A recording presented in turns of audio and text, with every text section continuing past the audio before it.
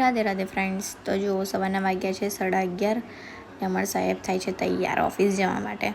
આજે બહાર નાસ્તો લેવા ગયા હતા એટલે લેટ થઈ ગયું, કલાક કરી નાખ્યો. મેં કીધું ભગવાન, બહાર નાસ્તો કલાક થયો એના કરતાં તો ઘેર મેં કશું બનાવી દીધું હોત. એમાં ને એમાં નાસ્તો લેવા ગયા, એમાં ને એમાં લેટ થઈ ગયું.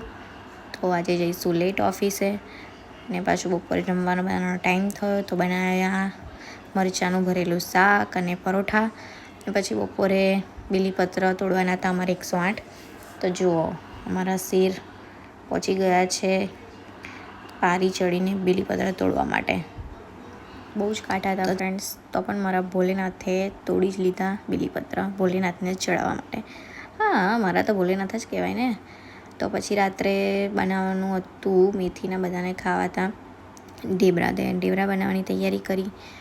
તો જુઓ ફ્રેન્ડ્સ, આવી રીતે બધા મસાલા નાખી દીધા, મેથી ને બધું સમારીને રાખ્યું હતું, ધાણા, મતલબ બધા અંદર જે મસાલા હોય, ધાણા ને મરચાંની પેસ્ટ ને આ તે.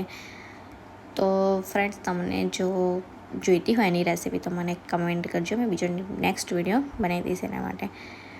તો પછી નાખ્યું દહીં ને પછી મસ્ત બધાની માટે બનાવ્યા થેપલા તો એક પણ બચ્ચા જ નહોતા, બધા જ પતી ગયા હતા ફ્રેન્ડ્સ.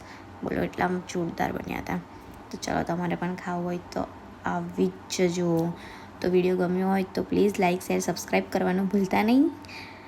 તો મળીએ બીજા નેક્સ્ટ વ્લોગમાં. રાધે રાધે.